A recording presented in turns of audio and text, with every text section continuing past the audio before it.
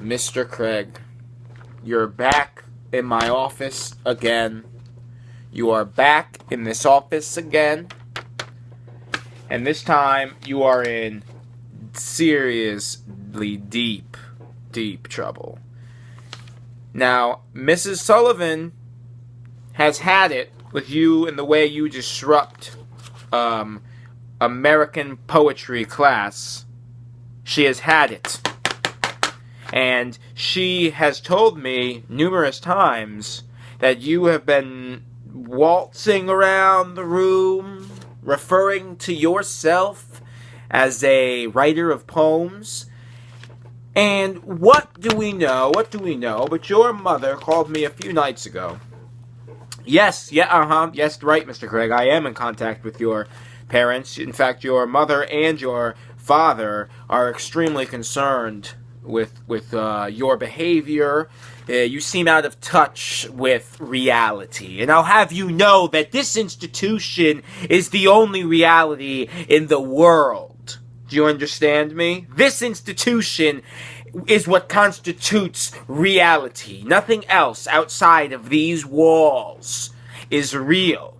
Do you understand? We create reality here at the Academy for the boys at the institution here. This is a sacred institution. It is an educational institution. It is an institution of excellence for young men who are trying to make their way in the future of the world. Here we create the future presidents, the future senators, the future congressmen. But, I suppose those things don't matter to you, do they, Mr. Craig? Because from what I can see in the poem that you've written, you're starting a rock band, is it, Mr. Craig? You're starting a rock band. You're going to be a rocker. You're going to go around the country and be a rocker. Well, I'll have you know, young man, that with lyrics like these are degenerate lyrics. They are for degenerates. They are for people. You know who cuts me off on the highway when I head to work every morning? Long-haired motorcyclists, Mr. Craig. Wild boys. Crazy boys. Wild people. And those are not the sort of citizens that we raise here. I'm going to have you know that you have received yourself not just one but two demerits and detention for the next 4 months. Do you understand me? Yes, I know. After school, you like to go out and hang on the corner, the street corner, instead of studying your books. Well, no, Mr. Craig, I never did that when I was in high school. Absolutely not. I was inside studying. That's right. And that's how I'm able to be here at the Institute in the Academy of Excellent Young Men. That's how. I'll have you know. Now I want to tell you something. These lyrics are abominations. This is not poetry, Mr. Craig. Poetry does not mean that you just create a rhyme. Only a fool's fool would believe that. And I'll also have you know, I want you to recite the definition of precisely what a demerit is. Mr.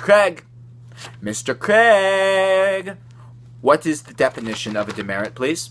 Could you spell it for me? That's right, D-E-M-R-I-T.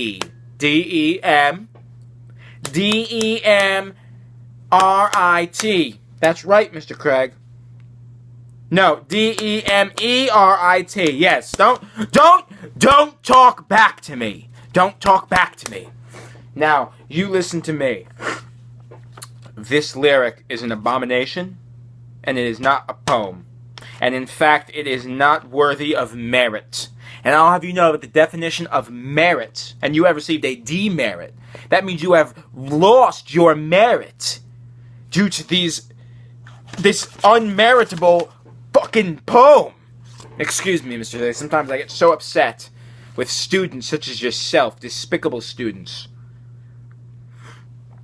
And this poem is unbelievable. President's bullet-ridden body in the street. Kennedy's shattered head hits the concrete. You've got to ride, Johnny, ride. You've got to ride, Johnny, ride. Texas is the reason that the president's dead. Texas is the reason they put a bullet in his head. You've got to suck, Jackie, suck. This is absolutely madness. And I'll have you know that you are lucky that you're not receiving an expulsion. An expulsion from this prized, glorious institute and academy for males, for the future leaders of this country. Nobody writes lyrics like that. Here, what we do is grossly misinterpret everything that we study. For instance, I'll give you an example. I have been reading, when I was still a teacher, I have read to the class the Huckleberry Finn story for 45 years. I have never actually understood the moral or the theme or even the plot of the story. I have grossly misinterpreted it for legions of young men. But that's what we do here. We grossly misinterpret sacred tales that the greatest artists of this country have created, and we just go on grossly misinterpreting them and reading them, but never actually understanding them. That's what we do at institutions like these, I'll have you know. And lyrics like that, you might call them satire. You might call it social commentary. But it is worthless. A child like you, a boy like you, is destined to fail. That is what you are. Unless, of course, you can become a congressman and then you can rob millions of people. Well, I hope the best for you. I hope that's what you do. Because that's honorable, you see, Mr. Craig. That's honorable. That is all now. Get the hell out of my office.